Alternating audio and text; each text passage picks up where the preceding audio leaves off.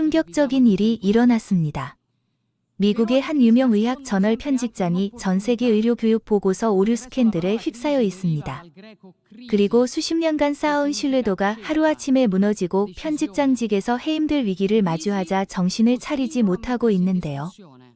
이때 한국의 의대 교수가 나타나서 놀라운 교육 시스템과 체계적인 의료윤리 교육법을 통해 문제없이 깔끔하게 해결해버렸습니다. 과연 이 한국인은 누구고 대체 어떤 일이 있을까요? 시작하기 전 잠시 좋아요만 한번 부탁드립니다. 안녕하세요. 저는 글로벌 의학 저널 메디컬 인사이트의 편집장 수잔 리입니다. 오늘 여러분께 제가 경험한 놀라운 이야기를 들려드리려 합니다. 이 이야기는 제 인생의 방향을 완전히 바꿔놓은 특별한 경험이에요. 처음에는 그저 평범한 국제 비교 연구라고만 생각했던 일이 제 세계관을 송두리째 흔들어 놓았거든요. 이 이야기를 통해 제가 크지 않은 아시아 국가에 대한 편견을 깨고 완전히 새로운 시각을 갖게 된 여정을 들려드리고 싶네요. 모든 일은 뉴욕 맨해튼에 있는 메디컬 인사이트 본사 1사층 회의실에서 시작됐어요. 그날 아침은 왠지 모르게 불안한 기운이 감돌았습니다. 글로벌 의학 교육 부서의 정기 기획 회의였는데 최근 몇 개월간 우리 저널의 구독률이 계속 하락세였거든요. 헨리 스톤 대표는 회의 시작부터 심각한 표정이었어요. 우리는 독자들의 마음을 움직일 수 있는 새로운 콘텐츠가 필요합니다. 의학적으로 정확하면서도 국제적인 시야를 담은 그런 기획 말입니다. 모두가 고개를 끄덕이는 가운데 아시아 의료 시스템 연구 책임자인 폴 앤더슨이 손을 들었어요. 전 세계 의료 윤리 교육을 비교하는 시리즈물은 어떨까요? 특히 동아시아 의대생들의 실제 현장 대응력을 관찰하는 거죠. 이어서 폴은 더 구체적인 아이디어를 제시했어요. 동아시아 의대생들이 응급 상황에서 윤리적 판단을 어떻게 내리는지 비교하는 연구를 진행하면 어떨까요? 문화적 차이, 교육 방식의 영향 등을 분석할 수 있을 겁니다. 이 제안이 모두의 관심을 끌었고, 특히 저는 이 주제가 정말 마음에 들었어요. 학생들의 실제 대응을 통해 각국의 의료윤리 교육을 비교할 수 있는 흥미로운 연구라고 생각했거든요. 회의가 끝나고 헨리 대표가 저를 불렀죠. 이 프로젝트 총괄 편집장으로 당신을 임명합니다. 이번엔 꼭 좋은 결과를 보여주세요. 그날 회의가 끝나고 사무실로 돌아오는 길에 갑자기 가슴이 답답해지는 느낌이 들었어요. 엘리베이터 안에서 문득 3년 전 제가 관여했던 의료사고 보고서가 떠올랐거든요. 그때는 구독률을 위해 일부 데이터를 과장하라는 압박을 받았고, 경험이 부족했던 저는 결국 그 지시에 따랐다가 큰 논란에 휘말렸었죠. 오류가 발견되면서 온라인에서 비난을 받았고, 결국 이전 저널을 떠나야 했어요. 그 일 이후로 저는 매일 밤 불안감에 시달렸고, 의학 저널계를 떠날까도 심각하게 고민했었죠. 메디컬 인사이트로 자리를 옮긴 후에도 그 트라우마는 사라지지 않았어요. 사무실로 들어가자마자 책상 앞에 서서 깊은 숨을 내쉬며 스스로에게 다짐했죠. 이번만큼은 절대 왜곡 없이 사실 그대로를 담겠어. 진실만이 진정한 가치를 줄 수 있어. 그 주 금요일, 연구 대상 국가를 결정하는 회의가 열렸어요. 저는 동아시아 의료 전문가들과 함께 가장 효과적인 연구 장소와 순서를 논의했죠. 폴 앤더슨이 테이블 위에 지도를 펼쳐놓고 말했어요. 일본과 중국의 구독자층이 크니 그쪽을 먼저 집중적으로 연구하세요. 특히 일본은 전통적으로 의료윤리를 중시하는 나라니까 좋은 사례가 많이 나올 겁니다. 그리고 한국을 가리키면서 잠시 생각하더니 한국은 시장이 작고 특별히 기대할 만한 내용도 없을 거예요. 마지막 연구 대상으로 미뤄두죠. 솔직히 말하면 저도 그 의견에 완전히 동의했어요. 그때까지 한국에 대해 아는 것이 거의 없었거든요.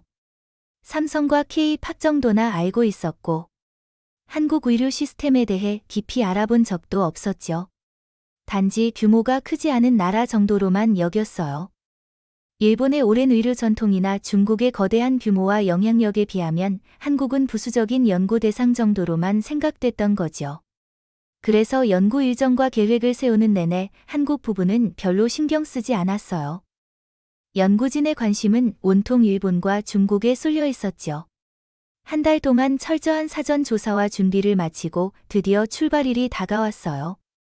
출발 일주일 전 연구팀 최종 미팅에서 각자 담당 업무를 점검하고 있었죠.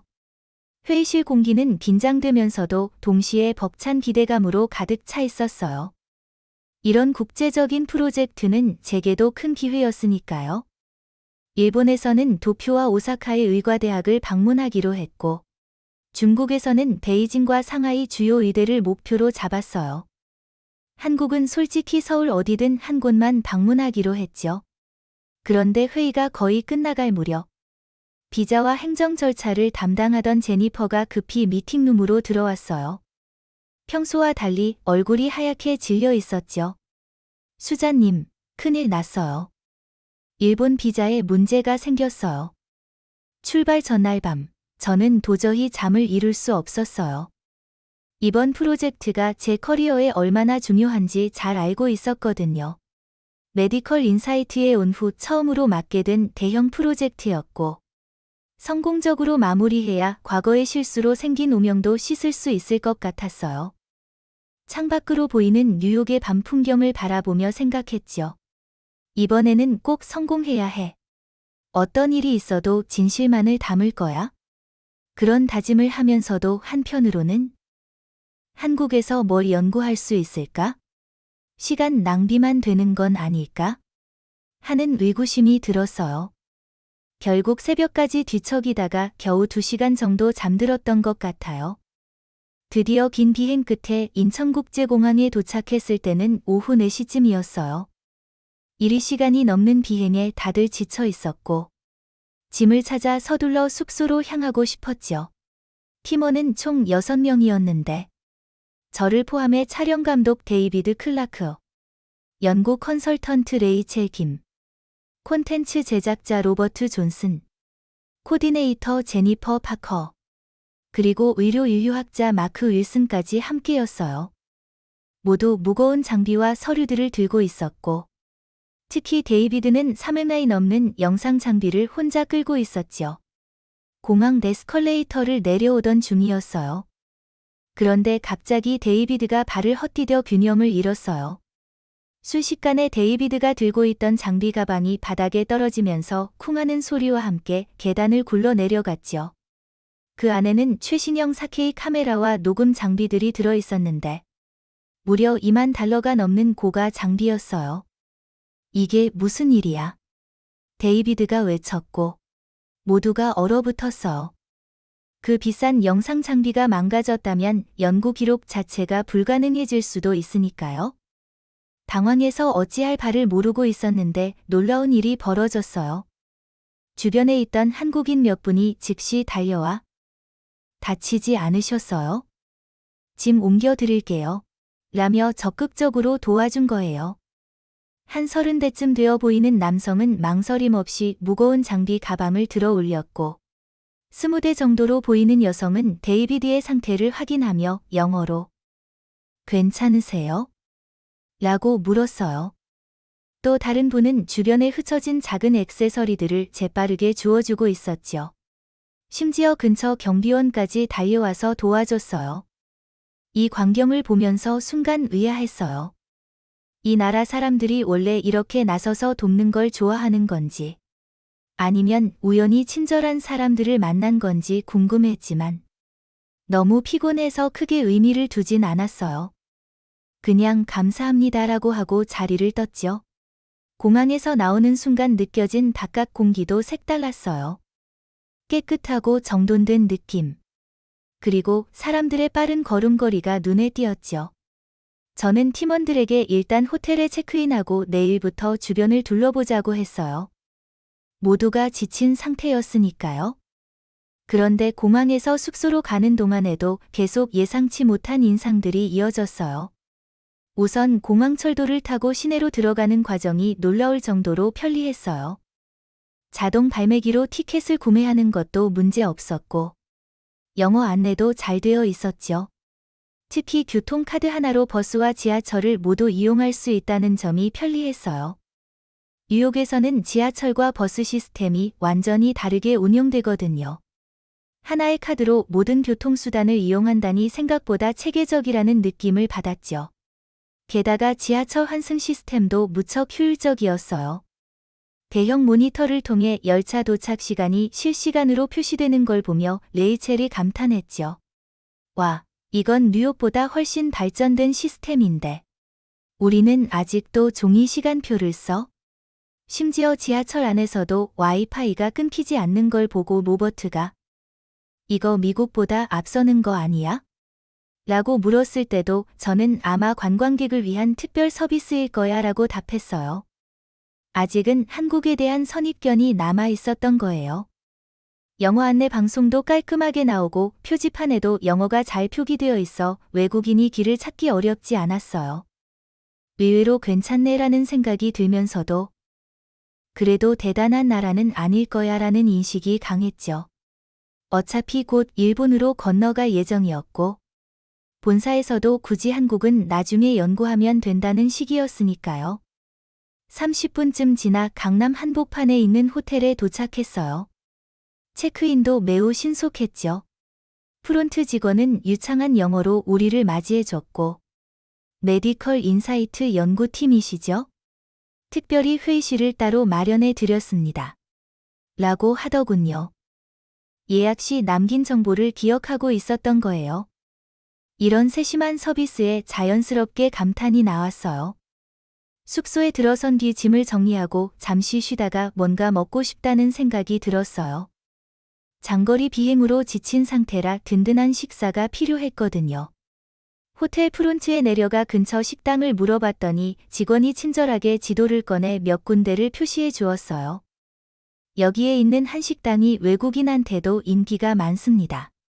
영어 메뉴도 있어요. 프론트 직원이 알려준 곳으로 향했어요. 호텔에서 걸어서 5분 정도 거리였죠. 밖엔 벌써 어두워졌지만 거리는 여전히 밝고 사람들도 많았어요. 특히 인상적이었던 건 늦은 시각에도 혼자 거리를 활보하는 여성들이었어요. 뉴욕에서는 위험할 수 있다고 여겨질 텐데. 서울은 달랐죠. 식당에 들어서자 직원이 반갑게 맞아주었고 영어 메뉴판도 내어줬어요. 비빔밥, 불고기, 갈비탕 등 다양한 메뉴가 사진과 함께 설명되어 있어 고르기가 쉬웠어요. 저는 비빔밥을, 다른 팀원들은 불고기와 갈비탕을 주문했죠. 음식이 나오는 순간 또 놀라운 느낌을 받았어요. 주문한 메인 요리 외에도 10가지가 넘는 반찬이 함께 나왔거든요. 데이비드가 당황한 얼굴로 이건 다 뭐야? 우리 주문 안 했는데? 라고 물었어요. 직원이 미소 지으며 설명했죠. 이건 반찬이라고 해요. 한국 식사에서는 메인과 같이 이렇게 나와요. 추가 요금은 없어요. 뉴욕에서는 사이드 메뉴 하나에도 추가 비용이 드는데 이렇게 많은 음식을 무료로 내오는 게 모두에게 신기했어요. 게다가 맛도 정말 좋았죠. 처음 먹어보는 한국 음식이었지만 팀원 전원이 만족하며 식사를 즐겼어요. 다음날 아침 저는 일찍 일어나 호텔 주변을 산책했어요. 도시가 깨어나는 모습을 보고 싶었거든요. 놀랍게도 새벽 6시인데도 벌써 거리가 움직임으로 가득했어요. 조깅하는 사람들, 출근 준비하는 직장인들, 가게 문을 열고 준비하는 상점들까지 다양했어요. 특히 거리의 청결함이 눈에 띄었죠. 뉴욕에서는 길거리에 쓰레기가 많아 지저분하게 느껴지는데 서울은 꽤 깔끔했어요. 호텔로 돌아와 조식을 하며 팀 미팅을 했어요. 오늘은 서울예대를 방문하고 학생들의 윤리교육 과정을 좀 살펴보죠. 라는 제안에 모두 동의했어요. 그러다 제니퍼가 반가운 소식을 전했어요. 수자님, 일본 비자 문제가 해결됐어요. 내일 바로 도쿄로 갈 수 있대요. 다들 안도하며 일본행 준비를 서둘렀어요. 짧은 서울 체류였지만 희한하게도 아쉬운 마음이 들었어요. 하룻밤만 머물렀는데도 뭔가 정이 들었나 봐요. 그렇지만 일본 연구가 메인이었고 본사에서도 빨리 가라고 재촉하고 있었어요. 비행기에 타면서도 서울에서 받은 크고 작은 친절들이 계속 생각났어요. 공항에서 도와준 사람들, 지하철의 편리함, 식당에서의 따뜻한 환대. 하지만 본격적인 건 일본 연구라는 압박이 더 크게 다가왔죠. 이번 프로젝트가 성공해야 과거의 상처도 씻을 수 있으니까요. 혹시라도 실패한다면 저널 자체의 신뢰도가 떨어질 수 있다는 생각에 더욱 긴장했어요. 여러분, 계속 이야기를 듣고 계신다면 구독 버튼도 한번 눌러주시면 감사하겠습니다. 구독해주시면 앞으로도 이런 흥미로운 이야기들을 계속해서 받아보실 수 있답니다. 도쿄 나리타 공항에 도착했을 때 첫인상은 역시 세련되고 정돈된 곳이라는 느낌이었어요. 입국 심사도 문제없이 진행됐고, 공항에서 숙소로 이동하는 전철 시스템도 좋아 보였죠. 하지만 문제는 그 다음부터 시작됐어요. 본격적인 연구를 위해서는 여러 가지 허가가 필요했거든요. 의과대학 방문과 학생 인터뷰를 위해서는 교육부와 의료윤리위원회 등 다양한 기관의 허가가 필수였어요. 처음에는 낙관했어요. 일본은 행정이 효율적이지 않을까 하고 기대했거든요. 하지만 실제로 겪어보니 전혀 달랐어요. 서류 절차가 너무 복잡했고 담당자들도 굉장히 비협조적이었죠. 도쿄대 의대를 찾았을 때 첫 충격이 왔어요. 입구에서부터 외국인에 대한 경계심이 느껴졌고 담당 부서를 찾는 데만 1시간이나 걸렸어요. 겨우 도착했더니 외국의학 저널의 연구는 특별 심의가 필요하다며 추가 서류를 요구했죠. 게다가 그 서류들은 전부 일본어로 작성해야 했어요. 다행히 팀에 일본어 가능한 의료인류학자 마크가 있었지만 전문 용어가 많아 손이 많이 갔죠. 의료윤리위원회를 방문했을 때도 비슷했어요. 학생들의 실제 진료 상황을 관찰하는 것은 환자 개인정보 보호 차원에서 원칙적으로 어렵다는 입장이었고, 특별 허가를 받으려면 중앙윤리위원회의 승인이 필요하다고 했죠. 게다가 서류를 제출해도 검토 기간이 보름 이상 걸린다고 해서 너무 답답했어요. 호텔로 돌아오는 길에 마크가 한숨을 쉬며 말했어요. 일본이 이렇게 진행이 더딘 곳인 줄 몰랐어요. 하루 종일 서류만 작성했네요. 저도. 일본이 체계적이라더니 허가 과정은 생각보다 느리네 하고 생각했지만 처음에는 여전히 일본이 주는 기대감이 컸기 때문에 참았어요. 본사는 빨리 연구 결과를 확보해라고 계속 재촉했는데 허가가 내려오지 않으니 애가 탔죠. 그러면서도 서울에서의 기억이 자꾸 떠올랐어요. 거기서는 불편함 없이 빠르게 움직였는데 여기서는 진행이 자꾸 막히는 걸 보니 스스로도 의아했어요. 연구 허가를 받는데 꼬박 일주일이 걸렸어요. 허가 조건도 까다로웠죠. 연구는 오후 2시부터 4시까지만 가능하고 강의실을 완전히 방해하면 안 되며 학생들에게 직접 질문을 하려면 사전 서면 동의가 필요하고 미대 교수 한 명이 현장에 항상 입회해야 했어요. 그래도 결국 허가를 받았으니 바로 연구를 시작했어요. 윤리적 딜레마 상황에서 학생들의 판단력을 테스트하는 시뮬레이션을 준비했어요. 환자의 자율성과 의사의 판단이 충돌하는 상황에서 어떤 결정을 내리는지 관찰하는 실험이었죠. 그런데 결과가 충격적이었어요. 일본 의대생들은 대부분 교과서적인 답변만 하거나 교수의 눈치를 보며 소극적으로 대응했어요. 실제 상황에서 윤리적 판단을 내리는 과정보다는 정해진 매뉴얼대로만 행동하려는 모습이 두드러졌죠. 특히 한 장면이 잊히지 않아요. 의대 4학년쯤으로 보이는 학생이 환자 역할을 맡은 배우에게 치료 방법을 설명하다가 배우가 의문을 제기하자 즉시 교수님께 여쭤보겠습니다라고 하며 자신의 판단을 내리지 않았어요. 그 과정에서 환자의 질문은 무시된 채 상급자의 지시만 기다리는 모습까지 보였죠.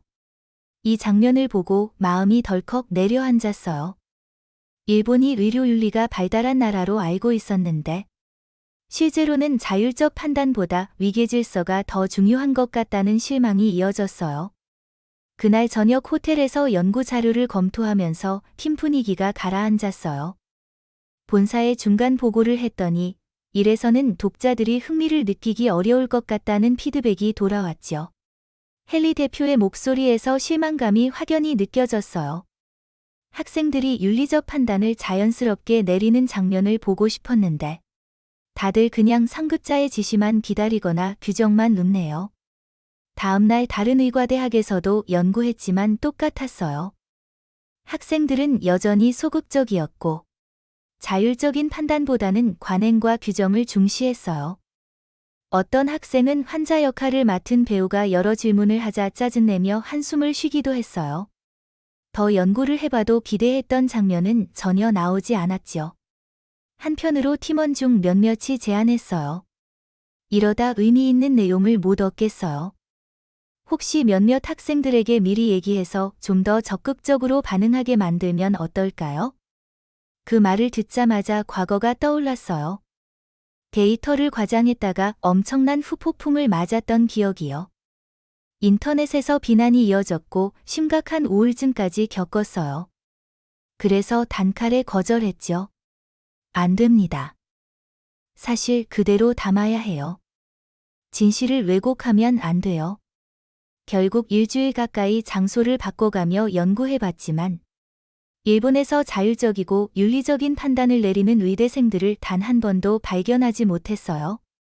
스태프 중에는 노골적으로 불만을 터뜨리는 이도 있었죠. 도대체 어떻게 된 거야?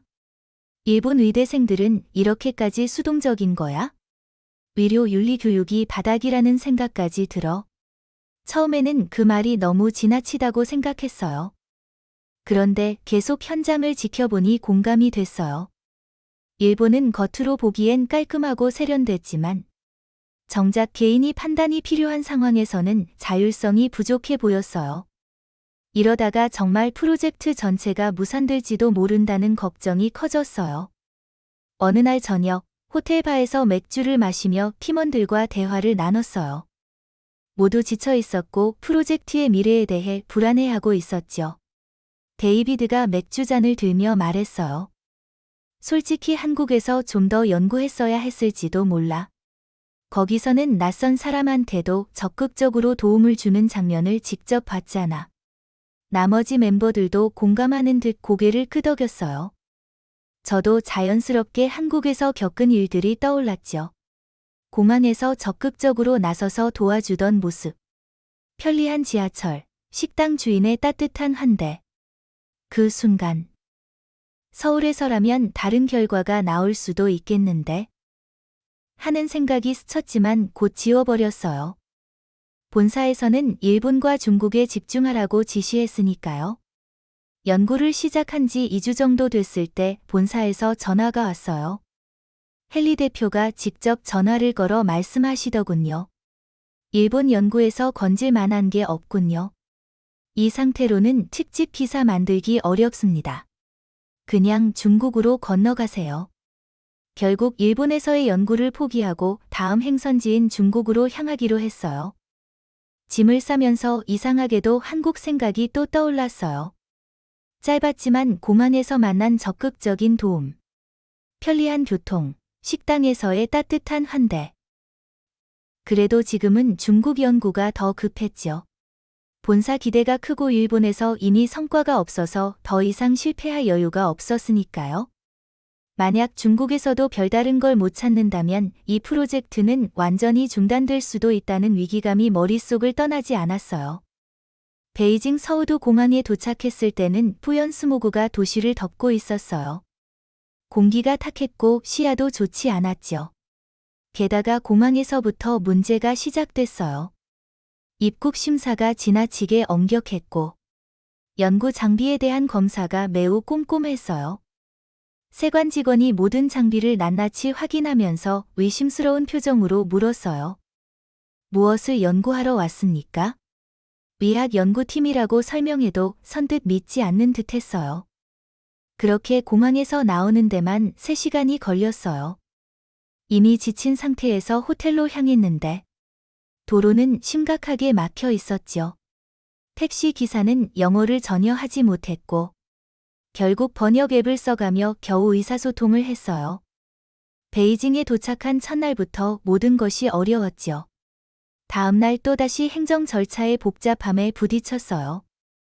중국도 의과대학 방문과 학생 연구를 위해선 허가가 필요했는데 담당 부서가 다원화되어 있어 서로 책임만 미루더군요.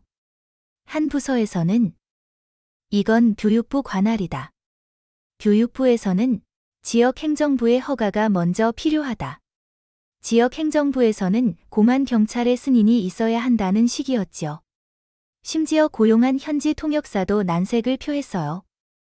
중국에서 외국의학 저널에 이런 연구는 정말 쉽지 않아요. 몇 달이 걸릴 수도 있어요. 몇 달이라니. 그렇게 오래 기다릴 틈이 없었죠.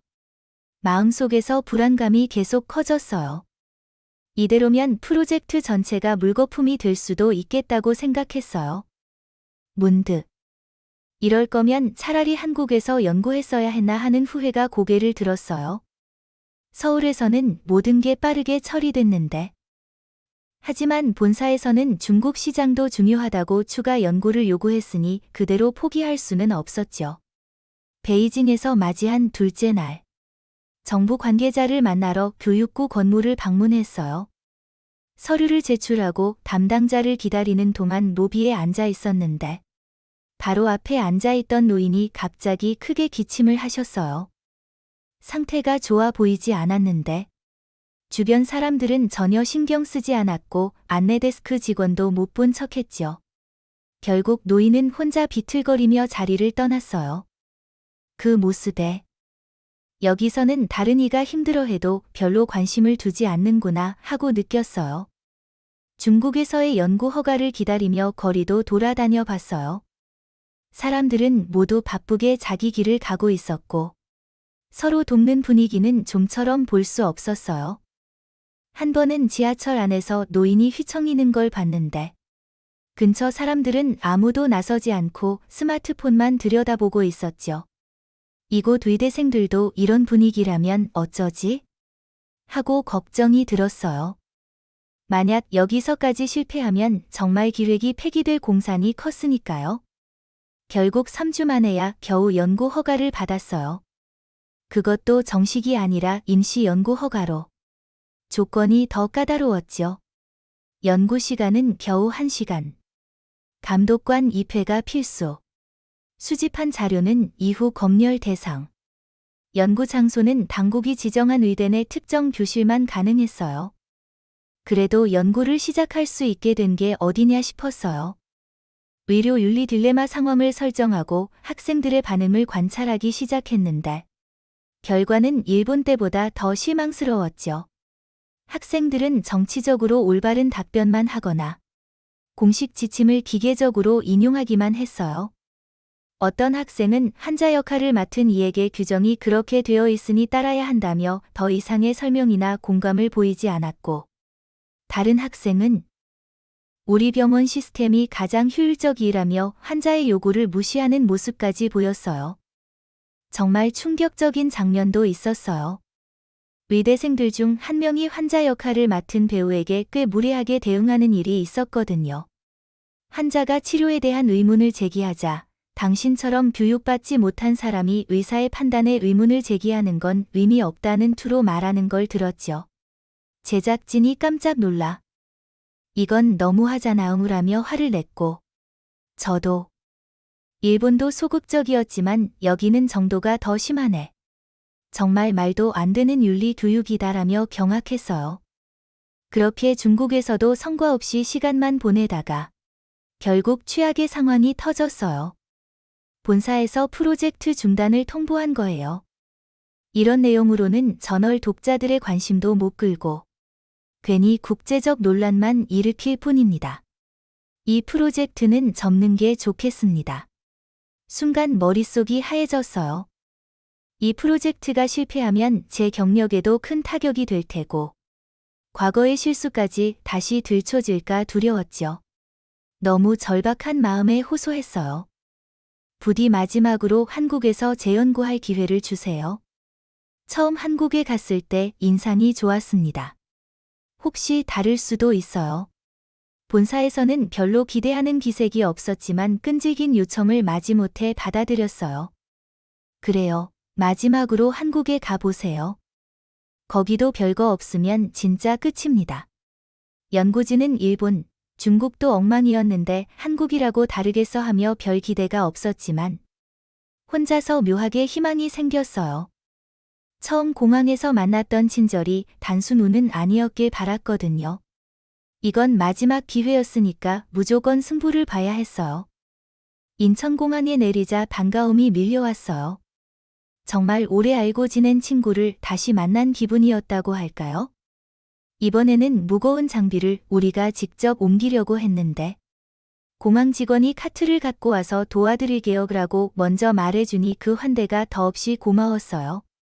베이징에서 겪었던 스모그와 혼잡함. 무뚝뚝한 태도에 지쳐있다가 서울에 오니 공기가 맑고 도시가 정돈된 모습이라 오아시스를 만난 것 같았죠.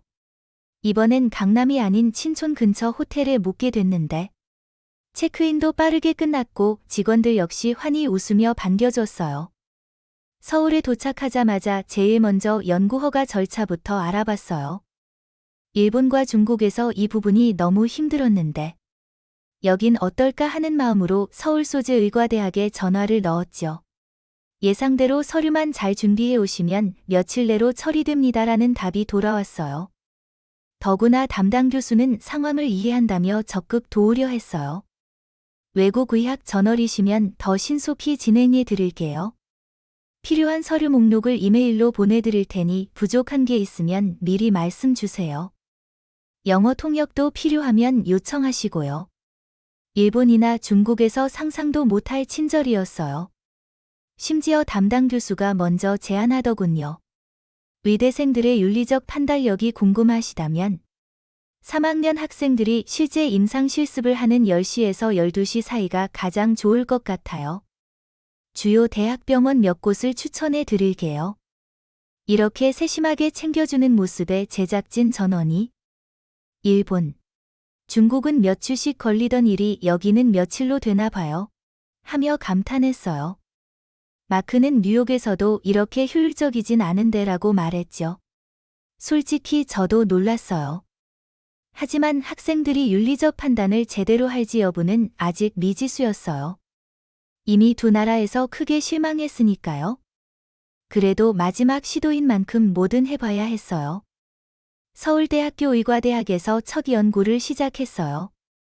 같은 윤리적 딜레마 상황을 설정했죠. 환자의 자율성과 의사의 전문적 판단이 충돌하는 상황에서 어떤 결정을 내리는지 관찰하는 실험이었어요. 그런데 믿기 어려운 일이 벌어졌어요. 한국 의대생들은 대부분 환자와 적극적으로 소통하며 공감을 표현했어요.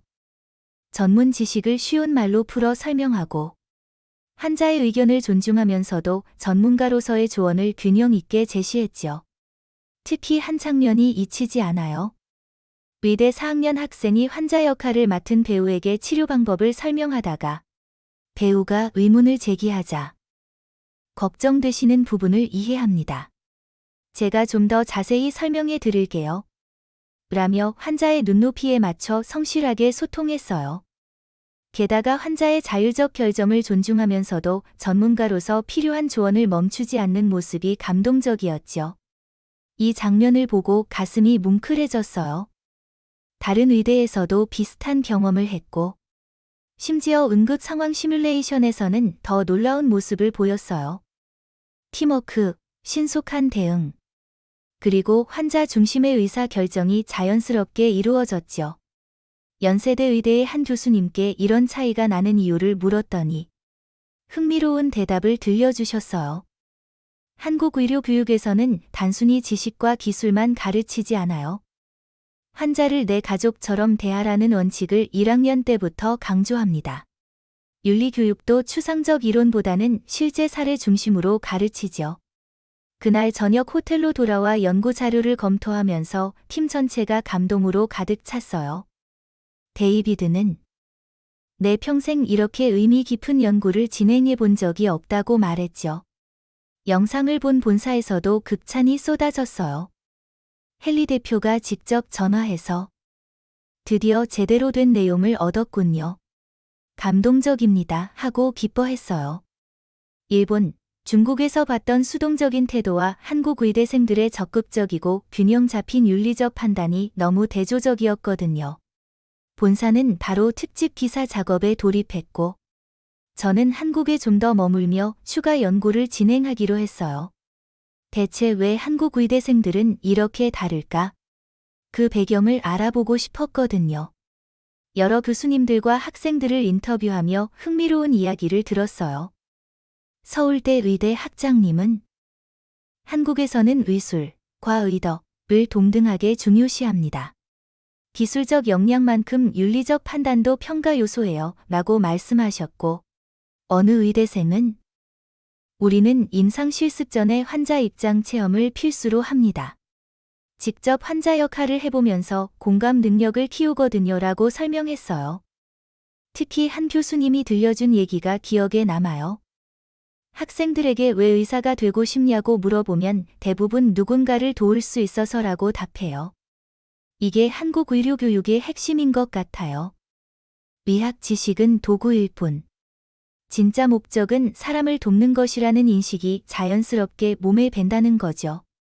결국 한국에서 진행한 연구는 예상외로 풍성해졌어요. 의대생들의 균형 잡힌 윤리적 판단은 물론 그런 태도가 어떻게 형성됐는지 문화적, 교육적 배경까지 담아낼 수 있었죠. 완성된 특집 기사 동아시아 의료 윤리 교육의 새로운 표준, 한국 사례를 중심으로가 발행되자 기대 이상의 반응이 쏟아졌어요. 독자들은 한국 의대생들의 균형 잡힌 접근법에 깊이 감명받았다고 메시지를 보내왔어요. 의료계에서도 윤리교육의 새로운 모델이라며 관심을 보였죠. 본사에서도 시즌 2 기획을 제안해왔고, 저는 흔쾌히 받아들였어요. 그러면서 제 마음은 완전히 달라졌어요. 일본과 중국에서 본 더딘 행정과 수동적인 태도에 비해 한국은 모든 게 빠르고 효율적이며 균형 잡혀 있다는 확신이 생겼죠. 처음엔 그저 작은 시장이라고만 생각했던 나라가 이제는 앞선 의료윤리와 교육 시스템을 갖춘 모델 국가로 보이게 됐어요. 이 이후 한국 의료에 대한 호기심이 커져서 본사에 부탁해 서울 특파원 자리를 얻었어요. 지금은 한국에 거주하며 이곳의 선진 의료 시스템을 전 세계에 알리고 있어요. 매일 새로운 것들을 깨닫게 되는데, 처음 공항에서 겪은 그 친절함이 절대 우연이 아니었다는 사실을 자주 실감해요. 오늘 이야기가 어떠셨나요? 때로는 우리가 별 기대 없이 들른 곳에서 인생을 바꿀 큰 깨달음을 얻게 되는 법이죠. 다음 영상을 눌러 계속 재미있는 스토리를 감상해 보세요.